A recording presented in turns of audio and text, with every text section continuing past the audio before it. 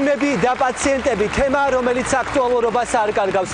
ყოველ დღე სატელევიზიო ახალ ამბებში ერთხელ მაინც ვლაპარაკობ და გიჩვენებ იმ სკანდალური სამედიცინო ისტორიების შესახებ, რომელიც ბევრისათვის დაუჯერებელია. ექიმებს უჩივიან პაციენტები არასწორ მკურნალობასა და მცდარი დიაგნოზით გამოწვეულ სავალალო შედეგებში ადანაშაულებენ. ყველაზე ცხელ თოქ-შოუში დღეს პირველად ექიმები პაციენტების წინააღმდეგ. სახალხო მკურნალი, რომელსაც ავადმყოფები თაღლითობაში სდებენ ბრალს და გამოშვების ბოლო ნაწილში ჯანდაცვის მინისტრი ანდრია ურუშაძე უპასუხებს ჩვენ კითხვებს. საღამო მშვიდობისა, მე ვარ ჟურნალისტი ნოდარ მელაძე და მხოლოდ იმედის სარხზე წარმოგიდგენთ ყველაზე ცხელ თოქ-შოუს 100 გრადუსი ცელსიუსი. ყველაზე გახმაურებული სამედიცინო საქმეები, პაციენტები ექიმების წინააღმდეგ. ვინუშობს შეცდომებს მაშინ, როდესაც წამიც კი ძალიან დიდი დროა. ჩემთვის რა ეშველება მითხარით ეს გამაგებინეთ რა. რამდენი გადაგიხადა შენახვარო შენ. ექიმების არგუმენტები და პაციენტების ბრალდებები. მე თუ არ ასეთ ჯოხი შემოსული, შეიძლება ზოგს გულში ცუდად მოხდეს, რომ ახალგაზრდა ხალი და ესე, მაგრამ ქალბატონი ნუნუს დამსახურებით ვარ. სულ გვიჩივის, რატომღაც ვერ დავიმსახურეთ მისი ყურადღება. კარგი. მკურნალობა ბალახით, ბუზებით და დაჟინებული მზელით ყურნავენ თუ არა რეალურად ექიმბაშები. ისინი ყიდიან იმედს, ავადმყოფს ვერ აუგზავნებთ, მიმართოს ექიმბაშს, მიმართოს ვიღაცას, ვინც მას ურჩიეს და მან ვთქვათ დაჟინებული მზერით ან ხელის დადებით მას რაღაც ჩვევა მისცეს, ამას თქვენ ავადმყოფს ვერ აუგზავნებთ. მაგრამ წამლის სახელი არ შეიძლება მიეცეს ყველაფერს, რასაც დღეს საქართველოში ეძლევა, როგორც ეს იყო 100 წლის წინ. წამალი თუ საწამლავი დომენტი გაგნიძე პაციენტების წინააღმდეგ, რატომ ადანაშაულებენ სახალხო მკურნალ თაღლითობაში. საშინელი ტკივილები ჰქონდა. რამდენ ხანში გადაეცვალა თემში? ამ წამლებიდან 4 თვე თუ აი 6 თვე. მილიცია რატო არ მიჭერს? გასაგებია თაღლითი. ჯანდაცვის მინისტრი დღეს პირველად ყველაზე მწვავე კითხვების პირისპირ.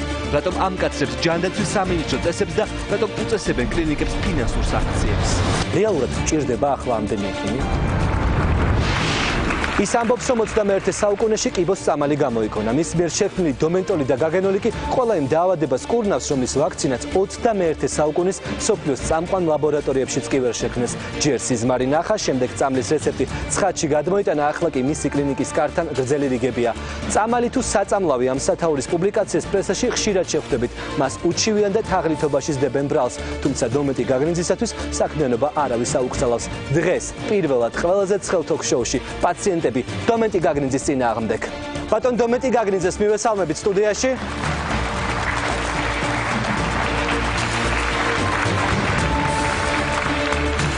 მოგესალმებით ბატონ დომენტი, მადლობა რომ შემოგვერთით. ხო, დაიკავეთ თქვენი დამოუკიდებელი ადგილი. ბატონ დომენტი, თქვენ საუბრობთ, რომ 21 საუკუნეში გამოიგონეთ წამალი, რომელიც კურნავს სიმსივნეს. როგორ მოხდა ამ წამლის შექმნა? მე 85 წელში უნდა იცოდეს ხალხმა უღველა. დიახ. ძალიან მძიმეთავად ვიყავი. ისეთი მძიმედ ვიყავი, ავად რომ ჩემი გადარჩენის შანსი არ არსებობდა. ჩამოვედი მუხაშავრიასთან. კევეს გამსინჯა და დღესაც მახსოვს ყურებში ჩამესმის აი თითქოს რომ ოჰოჰო სიძახდა. ოჰოჰო ეს რა ხდება? რა დიაგნოზი დაგისვეს? დამისვეს სიმსივნე. ისე რომ მუცელი ძალიან გაზრდილი მქონდა უკვე და ჩემი ხო გეუბნებით გადაჩენის შანსი არ იყო. ჩავედი სახლში და დავწეკ დავიძინე ანერვიანებული ძალიან გვიან დამეძინა. და მაშინ ნახეთ ეს სიზაბმარი. ძალიან გვიან დამეძინა და ნახე გამომეცხადა ღამით. სიზმარი არ იყო. რავი, რაც გინდა დაარქვით, გინდა ხილვა დაარქვით, გინდა სიზმარი დაარქვით. გამომეცხადა მაღლა ღრუბლებში ვდგევარ. ხო და ანაფორაში გამოწყობილი კაცი გამომეცხადა. უკან ზურგი თუ ვდგევარ მე. ხო და მეუბნება ჯოხი უჭირო და მაჩვენებს სცენარებს, აი ეს სცენარები. წადი თათუშეთში. მიიღე სცენარები. ჩავაწყე მანქანაში კანისტრები და წავედი თათუშეთში. და რა სცენარები მოიპოვეთ თათუშეთში? აი მომისმინეთ, მე თათუშეთში რომ მივედი, ეხლა სიზმარში ნასწავლს ვერ დაიხსომებ. სულ ყველაფერს კარგად. რაც მივამგვანი ამ წამალს, რაც მასწავლის, რაც მივამგვანი ესენი მოუკრიფ ერთი ოცნაირი ყონა შევკარი და ჩავაწყე საბარგულში და წამოვედი. და როგორ დაამზადეთ შემდეგ უკვე ეს წამალი? აი ეგ აინტერესებთ სწორედ ამათ როგორ შეიძლებაო კაცო როგორ შეიძლებაო რომ ადამიანმა სახში დაამზადოი წამალიო და არ მაიწამლოს არ დაჩირკდეს არ ნემსი გაიგეთო რაღა ჩემი წამლით არავინ არ აკვდება არავინ არ ზიანდება ბატონო დომენტი მინდა გითხოთ მიუხედავად იმისა რომ აი დარბაზში არიან პაციენტები რომლებიც თქვენ გარკვეულწილად განკურნეთ ან მათი ჯანმრთელობის გაუმჯობესებას ხელი შეუწყოთ ძალიან ხშირად იბეჭდება პრესაში სტატიები სადაც საუბარია რომ მოდი პირდაპირ დავაკონკრეტო ეს არის დიდი აფიორა და რომ რეალურად აქ აქვს ადგილი თანხის გამოძალვას რატომ წერს პრესა ამ სტატიებს თუ თქვენი წამალი არის ასეთი სასწაულმოქმედი თქვენ ალბათ მარტო ის წაიკითხეთ რომ მაგას აიწერენ აბა ისიც წაიკითხეთ ვერსია რასაც წერს წაიკითხეთ გასაგებია ჩვენ ყველა ვერსიამ აგერ აქ არ ყავ ჩვენ ჟურნალისტი თვითონ ჟურნალისტური გამოძიება გააკეთეს ჩაატარა თუმცა ჟურნალისტური გამოძიება გააკეთა პრაიმ ტაიმას და თქვენ დაგადანაშაულოთ თაღლითობაში დიახ თაღლითობაში მაგრამ დამიმტკიცოს კაცო დამიჭირონ ნახოთ დაამტკიცებს თუ არა ამ ყველაფერს პრაიმ ტაიმი გაზეთ პრაიმ ტაიმის მთავარი რედაქტორი თამარ გორთამაშვილი სტუდიაში ძალიან დიდი მადლობა თამარ რომ შემოგვერთი თამუნა მინდა კითხო იყო ერთგვარი სტატიების სერია თქვენს გაზეთში სადაც საუბარი იყო რომ ეს ყველაფერი იყო დიდი თაღლითობა რაზე დაყრდნობით წერდა ამ ყველაფერს პრაიმ ტაიმი პრაიმ-ტაიმი ამ ყველაფერს წერდა პაციენტების საჭიროებზე დაყრდნობით გამომდინარე იქიდან რომ ძალიან დიდია ინტერესი საზოგადოებრივი ინტერესი ამ თემების მიმართ და ძალიან მაღალია ამ შემთხვევაში ნდობა ჩვენი მკითხველის მხრიდან პრაიმ-ტაიმის მიმართ ჩვენთან რეკავენ დაზარალებული პაციენტები მათი ახლობლები და გვიყვებიან ამბებს რას ყვებიან თამუნა გვიყვებიან რომ აი მაგალითად ერთ-ერთ პაციენტს თქვათ ერთ-ერთ კლინიკაში შეემთხვა რაღაც და ამით ჩვენ ვინტერესდებით მიდის ჯგუფი როგორც ხდება ხოლმე ყველა საინფორმაციო საშუალებაში და ვერ ყვევით სიტუაციაში და შემდეგ ვამზადეთ მასალას. ამ შემთხვევაში ბატონ დომენტისთან მიმართებაშიც ასე მოხდა ზუსტად დაგვირეკეს ბოსტოღანაშვილის ახლობლებმა და ჩვენი დაინტერესება ამ თემით მოხდა სწორედ ამის შემდეგ. მაშინ როდესაც ამ გადაცემაზე მუშაობდით, ჩვენს რედაქციაში დარეკა ასობით ადამიანმა, რომელიც ბუნებრივია დაინტერესდა სამედიცინო თემით და უნდა ვაღიაროთ, რომ ძალიან დიდია იმ ადამიანების რიცხვი, რომლებიც ექიმებს უჩავიან. მათ შორის არის გოგი ბუაძე, ის ბატონი დომენტისთან მკურნალობდა, რის შემდეგაც განაცხადა, რომ ეს ადამიანი არის თაღლითი და მას თანხის დაბრუნებას უკან სთხოვს. ბატონი გოგი ბუაძე სტუდიაში მე მას უნდა მივეხმარო, რომ ის ჩვენთან შემოვიდეს.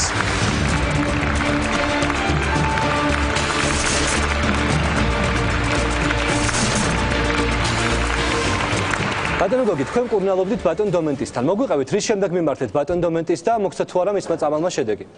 ჩვენთან სოფელში ქალები იყვნენ და იმათი იმკურნალე, რა ვიცი. და თქვენს რა ესეთი წამლებია რამე და შეიძლება შენს გიმკურნალო. მიველი მართლა სტოლზე ქონდა გაშლილი ამპულები იყო ესეთი, ორი ცალი ავიღები და ეგ არის რა, სხვა არაფერი კი არა. შედეგი არ მოგცათ? შედეგი ნემსი იყო გავიკეთები თუ არა და მეჯები ვეღარ ავიღე კაცო. ანუ თქვენ ვარაუდობთ რომ ამ მედიკამენტის მიღების შემდეგ თქვენი მდგომარეობა დამწირდა. ფეხით მიველი მე შეყოხდათ და უკვე რო გავიკეთე იმ შემდეგ ვეღარ ის. ანუ თქვენ მიხედით საკუთარი ფეხი და მკურნალობის შემდეგ დაგჭირდათ უკვე ყავარჯვები. რა მკურნალობი ნემსები გავიკეთე და იგი ყურა სხვა არაფერი. ბატონ დომენტი. 200 მაინც ფული გამომართა. მისცა თუ არა ამ ადამიანს უკური აქცია თქვენმა წამალმა? მე არ მიუცია. ის კიდევ გეუბნებით. 1000 ნემსი მაინც მაქვს, მაგრე რო ხოცავდეს ხალხსა. მაშინ მე უნდა მოვეკალი ჯერ პირველ რიგში. რაზე ვიტყუილები კაცო? ორი ჯერ ერთი რო ორ ნემზე. ორი ნემსი კი არა, ორი ფლაკონი იყო აი ესეთი ისა შუშაში. შიგ და რა ვიცი, წყალი იყო, წამალი იყო, მე რა ვიცი. 200 მაინც ფული გამოგვართა და წამოვედი. თქვენ რა მოთხოვნა გაქვთ ახლა ბატონ დომენტისთან? არაფერი, ჩემი ფული მომწეს კაცო. სად ხარ დაუბრუნოთ ახლა? არა. რატომ? არა. იმიტომ რომ ჩემი წამალი ცუც არ აჩვენება. გასაგებია, მაგრამ ეს ადამიანი ახლა ყავარჯვები. კიდე გეუნები. აგე ის ალაპარაკეთ, აგე ჩემი ის არის ადვოკატი და ალაპარაკეთ. გასაგები ადვოკატთან აუცილებლად გადავალთ. ალაპარაკეთ რა ეგ. თქვენთან გვაქვს ბატონო დომენტი კითხვა ამ შემთხვევაში. როგორ მე და აგე ის ჩაწეროს კიდე დავაცადოთ პრაიმ ტაიმმა ისიც გამააქვეყნოს აგე ის აგეგე. გასაგებია, დავაცადოთ რესპონდენტს საუბარი. აი ეს დავაცადოთ რესპონდენტს საუბარი. ყველას იგი დადგება დრო გვაქვს. გისმენთ? ანუ ამ შემთხვევაში თქვენ როგორ ფიქრობთ, რის შემდეგ დამძიმდა თქვენი მდგომარეობა? აი ამ ნემსების გაკეთების მე ვეღარ დავდივოდი რა. ტყუილია. ტყუილია. ანაც ის გამაკვირა რომ მაგარი ნემსიაო და თუ მაგეთი რამია მე დღესვე მოიკლავ ხელსაბარა შენზე იყო იწოდო ინტერესი კი არა მაქვს. გასაგებია ბატონ დომენტი, ასეთი კითხვა მექნება თქვენთან. თუ ყოფილან ადამიანები, რომლებიც თქვენი მედიკამენტის მიღების შემდეგ მათი მდგომარეობა კატასტროფულად დამძიმებულა და ამის შემდეგ ეს ადამიანები დაიღუპნენ. არა ყოფილი. კარგი, ჩვენთან სტუდიაში მოვიდა ქალბატონი ნათელა გურასაშვილი, რომელიც აცხადებს, რომ მისი შვილი ბატონი დომენტის მიერ მიღებული მედიკამენტების შემდეგ გარდაიცვალა. მე ხო ვიცოდი, მე ხო გითხარი, ამათან ნათელა გურასაშვილი სტუდიაში. ეხლა უყურე, ამათ შეკლიპე სულ იგეთი მააკუჩეს, რომ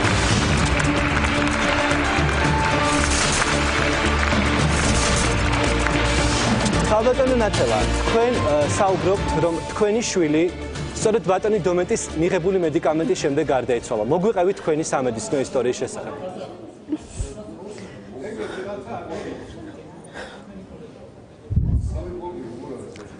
დარბაზ თხოვ იყოს სიჩუმე, რესპონდენტი არის ძალიან მძიმე მდგომარეობაში და შევიდეთ მის მდგომარეობაში.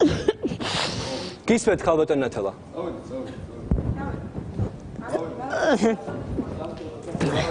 ბატონი დომენტი გაგნიძე უარს აცხადებს უპასუხოს ადამიანების ბრალდებებზე. ბატონო დომენტი, ეს არ ამადებს ნახარ ჩაღლითი. რატო დაჯექი ეკა, ამიტომ ხავერთან შემთხვევაში. ჩაღლითები ხარ, გასაგებია, რატო დამიჭირეთ. რატო ამბობთ? მილიცია რატო არ მიჭერეთ? გასაგებია. დაჯდეს ეგ დაჯდეს. არ მინდა მიამართა. ბატონო დომენტი. ამათან ბატონო დომენტი, ეს ადამიანები მოვიდნენ იმისთვის რომ მისმინონ. არა, ეს არ არის სწორი, იმიტომ რომ ჩვენ შეთანხმებული ვიყავით იმაზეც, რომ ეს ადამიანები გადაცემაში მოვიდნენ. ეს ადამიანები სამართლიანი მოკვლა. გასაგებია, ჩვენ სტუდიაში მე მინდა უთხრა მაყურებელს ერთი წუთით.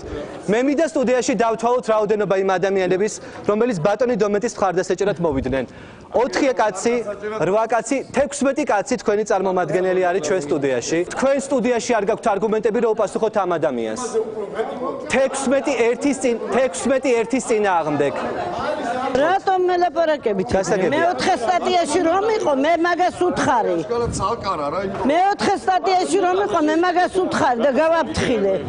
არ მომკიდოთ ხელი მეთქი დიდ ხარჯებთანა ვარ გათვალისწინებული. და სახლი და კარი გავყიდე უსახლკარო დავში მაგის გულისა. რას მივაწერო ეს საკითხი? ძალიან გთხოვთ, დიდი მადლობა. ჩვენ სტუდიაში საუბარს გავაგრძელებთ თქვენს გარეშე, ეს არის თქვენი გადაწყვეტილება.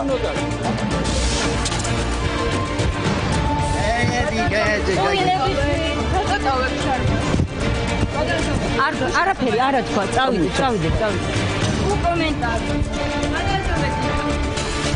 არ მოგენიდი იყო არგუმენტებზე თქვენ წინააღმდეგ. რატომ ტოვებ არ ბატონი დომენტის წარმომადგენლები მას შემდეგ, რაც ბატონი დომენტი გავიდა დარბაზიდან, მათაც დაატოვეს დარბაზი. ეს ყველაფერი მინდა მაყურებელს შევახსენო, რომ მოყვა სტუდიაში ქალბატონი ნათელას გამოჩენას, რომელიც ადანაშაულებს ბატონ დომენტის, რომ სწორედ დომენტის მიერ გაცემული მედიკამენტების შემდეგ მისი შვილი დაიღუპა. მოგვიყევით თქვენი ისტორია ქალბატონ ნათელა. მე მაგაცთან რომ მივედი და მითხრეს, ჩემ შვილს ჰქონდა ბოლო სტატია, მე-4 სტატია. მე 1 წუთი მათქმევინეთ. მე მაგაც ვთხოვე, ჩემი შვილის ხარჯები ძალიან დიდ თანხებთან არის დაკავშირებული. მე არსად არ წამიკითხია, რომ სიმსივნეს ვინმე შველოდეს. ამ კაცს უთხარი, არა, ეს კაცი მარწმუნებს მერო. თქვენ შვილს მე უშველი, ჩემი აი ეს წამალი უშველის მეტი არაფერი მაგას. კიდე უთხარი, 1-5 გაუმეორე. აღარაფრის ხარჯების სახსრები არ გამაჩნია. ერთი პატარა სახლი მაქვს, იმ სახლსაც ზალოგში ვდებ, სესხი უნდა ავიღო და თქვენთან ვიარო. ნუ თქვენ თავზე აიღებთ ამ ავადმყოფობის მორჩენას. მე არსად არ წამიკითხია, 62 წლის ქალი ვარ, ვინმე სიმსივნეს არჩენდეს და სიმსივნიდან ვინმე განკურნული ყოფილიყოს. მე ვეუბნები, რამდენჯერ მიყუთხარი, მე და ჩემი შვილი თან მყავდა ჩემი გოგოც. აი ასეთი მივიყვანე ჩემი შვილი მაგკაცთან, აი ასეთი. ყველამ შეხედეთ, ამ ხელა 75 კილო იყო. ყველანაირად ენერგიული, ჩემს შვილს რეციდივი ჰქონდა განვითარებული. ბატონმა ნემსაძემ ხელი არ მოკიდა, აღარ გაუკეთა ოპერაცია, გვითხრა რომ ამას ოპერაციაზე დაიღუპებეს სისხლდენით. არც ქიმია არ ქონდა გაკეთებული ამ ბავშვს, არ გაუკეთებიათ ქიმია, იმიტომ რომ სისხლდენით ოპერაციაზე დაიღუპებოდა თუ ისე არ ქონდა აზრი. მე რომ გავიგე დომენტის მისამართი, მითხრეს 100 არ ჩენსო. ჩემი შვილის სიცოცხლე ყველაფერთან მიღებდა. მოგცათ მან გარანტია რომ განკურნავდა თქვენ შვილს? აი გარანტია მომცა როგორ 20 წელი შენ შვილს სიცოცხლეს გაუხანგრძლივებო. დარჩა ჩემ შვილს პატარა ბავშვები. ამის გარანტია მომცა სურათიც კი გადაუღეთ. ვაიმე შვილო, ამ შენ ეს მოგარჩენს. ჩემმა შვილმა უთხრა, ფული არ მქონდა და ვერ მოვედი თავის დროზე თქვენთან, რატომ დაიგვიანებთ? რა დაგიჯდათ ეს კურნალობა? სულ 4 ჯერ წავიღე ეს წამალი. 4 ჯერ წავიღე ეს წამალი. მეტი არ წამიღია. 2011 წლის 15 მარტიდან უკვე თვენახევარი ჩავარდა ჩემი შვილი, სექტემბერში ვატარე, სექტემბერში დავაწყებინე სიარული. დადიოდა ფეხზე, ენერგიული იყო ბავშვი. მე როცა მივიყვანე, უკავშირებთ რომ ამ წამლის მიღების შემდეგ დამძიმდა. ეს წამალი რომ მივაღებინ, ექიმმა გითხრა ჩვენ დრო. ამასო ისე უფრო იცოცხლებს ოპერაცია არ გაუკეთეს. ყველამ ხელი აიღო ჩემს შვილზე. თქვენ უჩივლეთ ბატონ დომენტის თუ არ გიჩივლიათ? არსად არ მიჩივლია მე. ქირითა ვცხოვრობ ეხლა. გავყიდე ის სახლი, ტაქს ვაძლევდი 100 ლარს. რიგში ვდგებოდი, იმდენი ხალხი იყო, მართლა დავწმუნდი. მე ვთქვი, ჩემი ღმერთი გაჩნდა ვიღაცა ამ ქვეყნად. ისე ვიყავი დარწმუნებული. ძალიან დიდი მადლობა. ჩვენ სტუდიაში ვიწევთ კიდევ ერთ დაზარალებულ ქალბატონი ეთერ კუპატაძე სტუდიაში.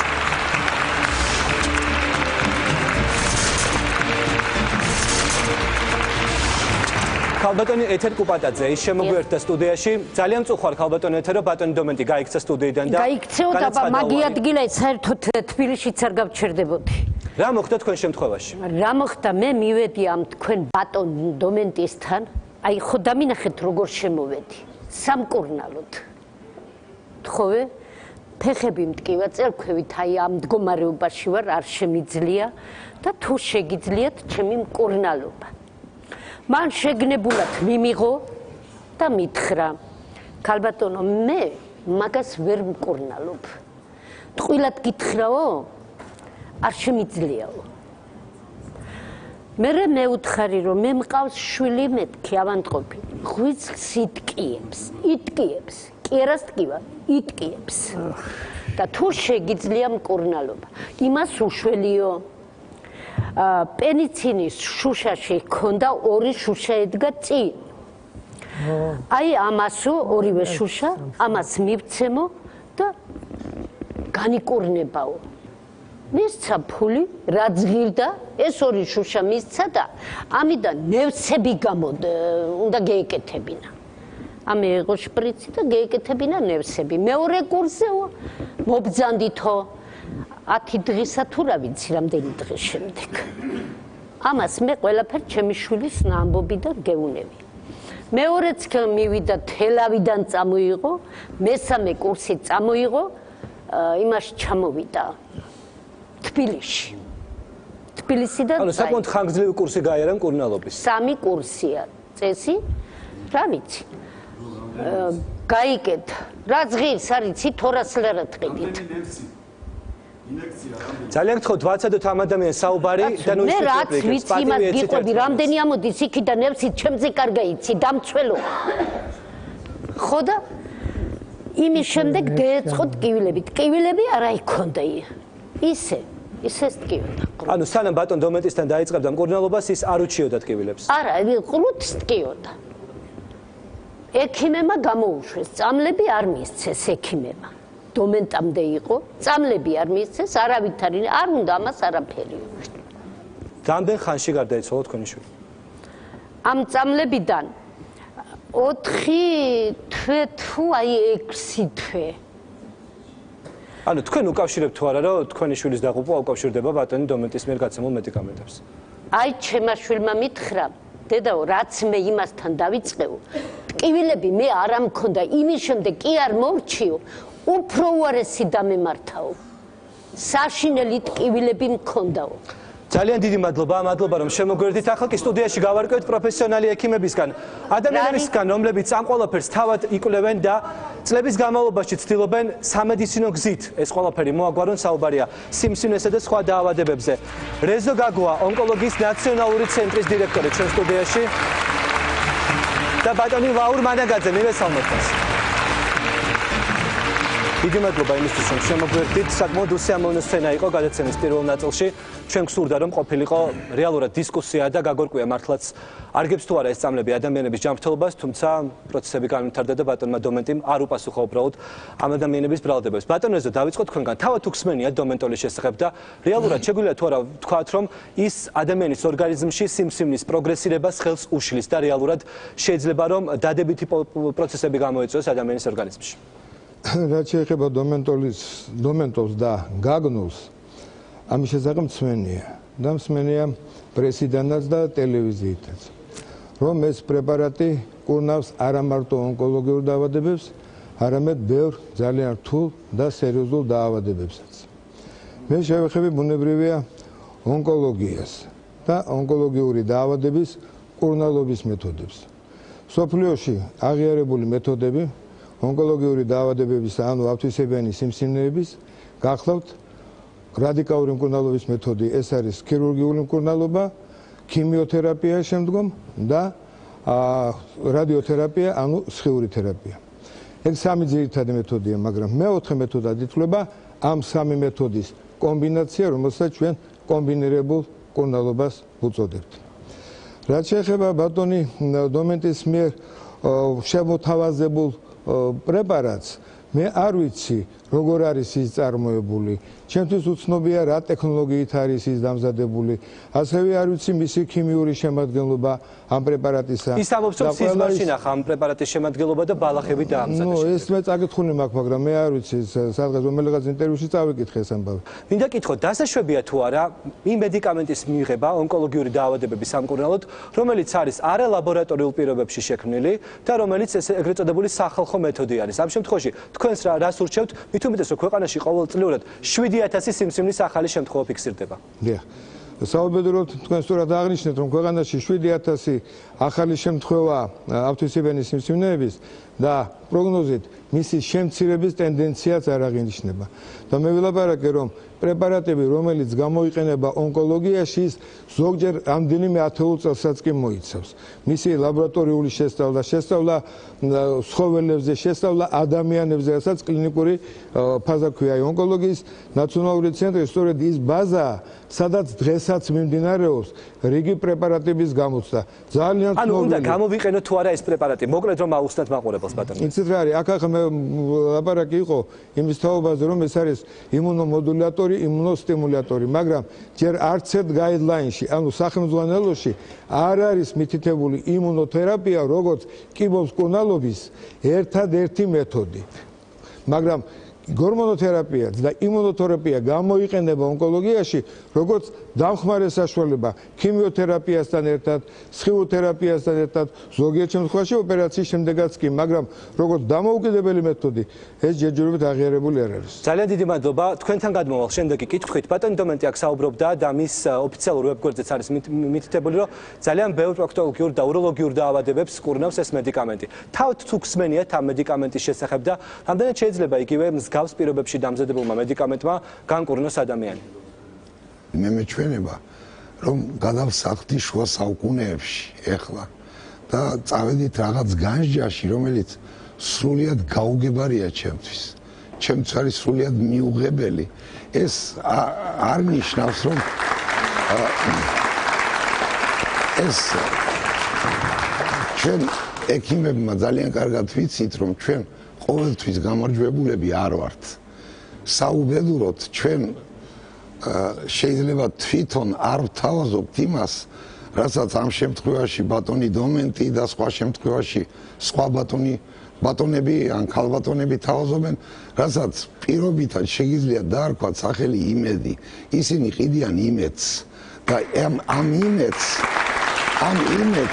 თქვენ შეგიძლიათ წყლის ფორმით, თქვენ შეგიძლიათ ბალახის, თქვენ რა ფორმითაც გენებოთ, იმ ფორმით შეგიძლიათ. მე ვთვლი ერთ რამეს, რომ სახელმწიფოში სისტემამ არ უნდა დაუშვას. თქვენ ექიმბაშებს ავადმყოფს ვერ აუგრძალავთ, მიმართოს ექიმბაშს, მიმართოს ვიღაცას, ვინც მას ურჩიეს და მან თქვათ დაჟინებული მზერით ან ხელის დადებით მას რაღაც შვება მისცეს, ამას თქვენ ავადმყოფს ვერ აუგრძალავთ. მაგრამ წამლის სახელი არ შეიძლება მიეცეს ყველაფერს, რასაც დღეს საქართველოში ეძლევა, როგორც ეს იყო 100 წლის წინ.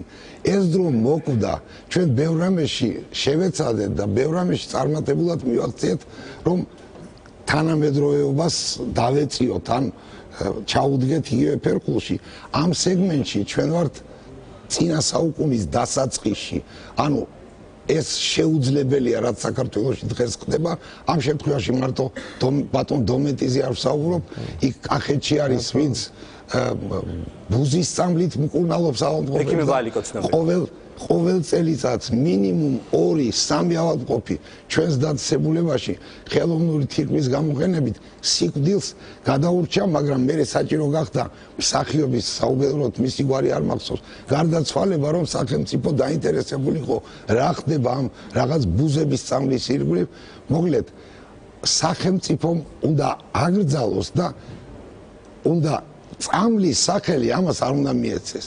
მას უფლება აქვს გაყიდოს მისი წყალი, რაც უნდა ის დაარქვას, მაგრამ ავადმყოფი როცა მიდის და ის არის სახელდარქმეული, ცნობილი არის როგორც წამალი, ეს მე ვთვლი, რომ ეს არის ჩვენი დანაშაული მეტი ვიდრე ბატონი დომენტისა და მისი. დიდი მადლობა იმისთვის, რომ შემოგვიერთდით გადაცემის მესამე ნაწილში ამ სტუდიაში ამ კითხვაზე პასუხს აუცილებლად გასცემს ჯანდაცვის მინისტრი.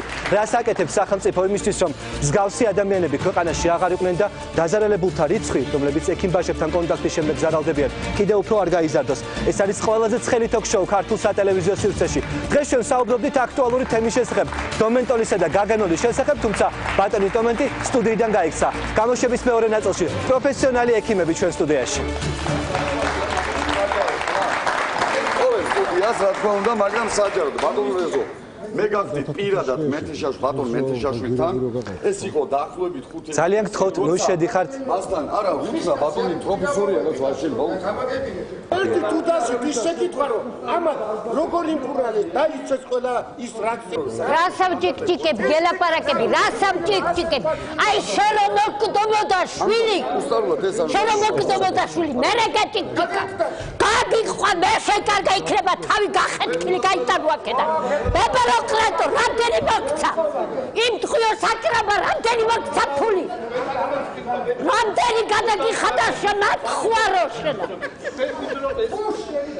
ფული შენი კაცობა. იმი მორჩენილი მე კაცი ვერ ამნახო, როდი იყო კიბოსარ. რეკლამის შემდეგ გამოშვების მეორე ნაწილში ექიმების შეცდომები და პაციენტები, რომლებიც მედიკოსების დაუდევრობამ დააინვალიდა. საბოლოო შედეგი ფეხის მოკვეთა კი არა, ბატონო ნოდარ, ჩემმა შვილმა ფილტვი დაკარგა და დღეს ჩემი შვილის სიცოცხლე.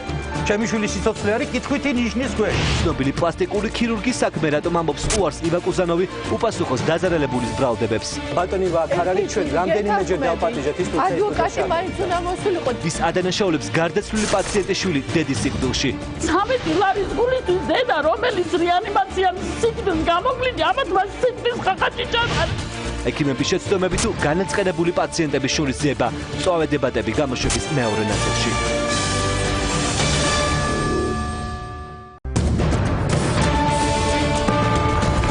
საღამო მშვიდობისა, ეს არის ყველაზე ცხელი ток-შოუ 100 გრადუსი ცელსიუსით. გადაცემის პირველ ნაწილში დაწვრილებული საკმაოდ დაუგეგმავი სცენარის შემდეგ ბუნებრივია შეუძლებელია გადაცემის მეორე ნაწილში თუნდაც მცირე დოზით მაინც პროფესიონალ ექიმებთან ერთად ადამიანებთან ერთად რომლებიც სხვადასხვა მიმართულების ლიდერები არიან ქართულ მედიცინაში არ შეაფასო და არ დასო კითხვა რეალურად ამ ყოველთვის მერე იბადება კითხვა ჭირდება თუ არა სახალხო მედიცინის მსგავსი ფორმები როდესაც ისმენთ მსგავს ისტორიებს და როდესაც ამ ისტორიებზე პასუხი უბრალოდ არ არსებობს და სკამი თავისუფალი რჩება ბატონო ანზორ გისმენთ მტკიცებულებითი მედიცინა აი განსაკუთრებით ჩემი პროფესიაში ძალიან დიდი მნიშვნელობა აქვს. არ შეიძლება მწვავე ინფარქტიან ავადმყოფს სახალხო მედიცინის წამლებით უმკურნალო. მაგალითად დომენტოლით. დიახ, წარმოუდგენელია, იმიტომ წამებს აქვს მნიშვნელობა, როცა ინფარქტი ვითარდება, რაც სწრაფად მოვა პაციენტი საავადმყოფოში, სადაც ანგიოგრაფის აპარატია. იქ იმპაქტი უკან ბრუნდება პირველ 6 საათში უნდა მოხდეს და წარმოგიდგენიათ რომ მოვიდეს ვიღაცა და უთხრას არა ეს ამ ტკივილს მე მოგიხსნი რაღაც მალამოთი ან რაღაც ტაბლეტებით ეს დაუშვებელია ბატონო ზაზა საჭიროა თუ არა გარკვეულწილად რომ დაწესდეს რაღაც რეგულაცია ბუნებრივი ადამიანს ვერ აუკრძალავ რომ იმკურნალოს ბალახებით თუმცა ამ ყველაფერს არ ქონდეს ოფიციალური კლინიკის ან ლიცენზიის ამ მსგავსი რაიმე ფორმა კი ბატონო მოგესალმებით მივესალმებით ტელემაყურებელს და აბსოლუტურად დაგეთანხმებით ერთ რაღაცაში რომ ჩვენ კანონმდებლობაში ბატონი გიგი ამას უფრო კარგად იტყვის ალბათ ჩვენ კანონმდებლობაში წერია რომ ნებისმიერ პაციენტს აქვს უფლება აირჩიოს ნებისმიერი მკურნალობის მეთოდი მაგრამ თუ საქმე დადგა თქვენ შეგიძლიათ ბატონმა ლაურმა ძალიან კარგად ბრძანა რომ იმეწყიდის ადამიანი ხო ის იმედი რა ფორმით იქნება ის იქნება თქვა ტრადიციული მედიცინით თუ ალტერნატიული მედიცინით ეს უკვე თვითო ადამიანის გადასაწყვეტია მაგრამ მე მინდა ხაზი გაუსვა ერთ რაღაცას რომ რა თქმა უნდა რეგულირებები რომელიც არსებობს მთელ სოფლიოში და როგორც ბატონო ანზორმა თქვა გაიდლაინები და პროტოკოლები არსებობს უნდა იყოს რა თქმა უნდა აბსოლუტურად დადებული აქ ძალიან დიდი მნიშვნელობა აქვს პროფესიულ ორგანიზაციებს პროფესიულ ასოციაციებს რომ დაიდოს ზუსტად ის ასე თქვა ეფექტური მკურნალობის თანამედროვე ხედვები, რომ ადამიანმა იცოდეს, რომ კი ბატონო, თქვენ შეგიძლიათ მიიღოთ ნებისმიერი პრეპარატი, მაგრამ იმისთვის, რომ ეფექტურად უმკურნალოთ, მაგალითად ინფარქტს, არის გასაკეთებელი ეს. თორე თქვენ არავინ არ გიშლით ხელს, დალიოთ მაგალითად ყოველდილით არაჟანი შეჭამოთ და დალიოთ მაწონი, ხო? ეს თქვენი ნებაა. ეს არ არის წამალი. ეს არ არის წამალი. ამიტომ თქვენ თუ საუბრობთ ეფექტურ მკურნალობაზე, რა თქმა უნდა იყოს ეს ასე თქვა რეგულირება და ეს რეგულირება არის ის გაიდლაინი და პროტოკოლი, რომელიც უნდა შემოიღოს პროფესიულმა ასოციაციებმა. ძალიან მნიშვნელოვანია რომ ამაში იყოს პროფესიული აზრი დაფიქსირებული და არ უნდა მოდიოდეს ეს როგორც კომუნისტების დროს იყო სამინისტრომ დაწერა რაღაცა ეს არასწორია. გასაგებია. ძალიან დიდი მადლობა ბატონ ზაზა. ჩვენ ბუნებრივია გამოშვების მეორე ნაწილში ამ თემაზე საუბარს აღარ გავაგრძელებთ. გამოშვების პირველ საკმაოდ ცხელ ბლოკში ამაზე რცლად იყო საუბარი. თუმცა უნდა ვაღიაროთ ერთი ფაქტი. პაციენტი ექიმბაშთან მიდის მაშინ, როდესაც ექიმი ეუბნება, რომ მისი გადარჩენის იმედი არ არსებობს. ბოლო პერიოდში საკმაოდ გახშირდა შემთხვევები, მაგალითად მე პირადად ვარ ახალი ამბების წამყვანი და არ გავა დღე, როდესაც არ გვაქვს ერთი ახალი ამბავი მაინც, როდესაც პაციენტი უჩიმის ექიმს. მინდა ვკითხო ბატონ თემურს. ბატონ თემურ პირველაშვილს ჯანდაცვის სამინისტრო რეგულების სააგენტოს ხელმძღვანელის მოადგილე. ბატონ თემურ, რამდენად ხშირად უჩივიან პაციენტები ბოლო პერიოდში ექიმებს და ძირითადად რა ხდება დავის მიზეზი? სტატისტიკური მონაცემები წინა წლებთან შედარებით პაციენტთა უკმაყოფილება ექიმების მიერ მინდა გითხრათ რომ არ არის გახშირებული. უბრალოდ სამინისტრო აბსოლუტურად არც ერთ საჩივარს, არც ერთ გადაცემას ამა თუ იმ ტელევიზიის ამა თუ იმ არხზე რეაგირების გარეშე არტოებს, განიხილავს, შეისწავლის ყველა საკითხებს და შესაბამისად არსებობს სამინისტროში პროფესიული განვითარების საბჭო, სადაც მიიღება გადაწყვეტილებები ექიმთა პროფესიული პასუხისმგებლობის თაობაზე. ბატონ თემურ, რისთვის ჩივიან პაციენტები? ყველაზე ხშირად რა პრეტენზიები აქვთ მათ ექიმებთან, რომ ისინი არიან არაპროფესიონალები თუ უბრალოდ მათ გამოიჩინეს გულგრილობა კონკრეტული პაციენტის? მინდა გითხრათ, რომ გარკვეული წილი საჩივრების დაკავშირებულია ფინანსური ანაზღაურების საკითხებთან, როდესაც პაციენტი ჩივის და შესაბამისად ითხოვს მომავალი მკურნალობის ანაზღაურების ხარჯებს. ასევე ითხოვს თქვათ იმ ხარჯებს გაწეული ხარჯების ანაზღაურებას რომელიც მან ამა თუ იმ მკურნალობისას გადაიხადა და შესაბამისად ძირითადად არის ეს საკითხები საჩივრის მიზეზი. ბატონ თემურ, პაციენტები ჩივიან ბუნებრივია, თქვენ განიხილავთ საქმეებს.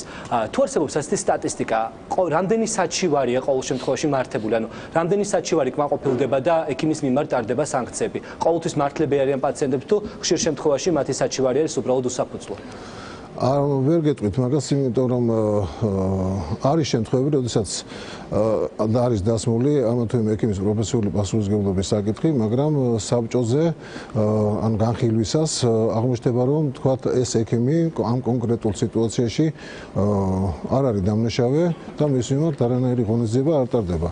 თუმცა ძირითადად საკითხი შეეხება ხოლმე უფრო ხშირად სამედიცინო დოკუმენტაციის წარმოებაში დაშვებულ ხარვეზებს, რომელზეც ასევე გათვალისწინებულია გარკვეული პროფესიული პასუხისმგებლობა, ეს არის წერილობითი გაფრთხილება. დიდი მადლობა ბატონ თემური იმისთვის, რომ იყავით ჩვენთან. ბუნებრივია ჩვენ არ გულისხმობთ ყველა ექიმს. ქვეყნის ჯანდაცვის სისტემაში არსებობენ ექიმები, რომლებმაც 10,000-ობით ადამიანის სიცოცხლე გადაარჩინეს. თუმცა არსებობს მცირე გამონაკლისიც, როდესაც არის პაციენტების შენიშვნები და პაციენტების პრეტენზიების საფუძვლიანი. ჩვენთან სტუდიაში მოვიდა სტუმრად ქალბატონი მზია, რომელსაც აქვს საკმაოდ ტრაგიკული სამედიცინო ისტორია. მინდა მოусმინოთ მისი სამედიცინო ისტორია და შემდეგ გავაგრძელოთ უკვე დისკუსია თემაზე. ხომ არ არის საჭირო გარკვეულწილად რეგულაციების გამკაცრება იმისთვის, რომ ექიმების მხრიდან, ბუნებრივია არა ყველას არა, თუნდაც მცირე ნაწილი მედიკოსების მხრიდან იყოს გარკვეული უფრო მეტი პასუხისმგებლობა. ქალბატონი მზია, გთხოვთ მოგზავნეთ სტუდიაში.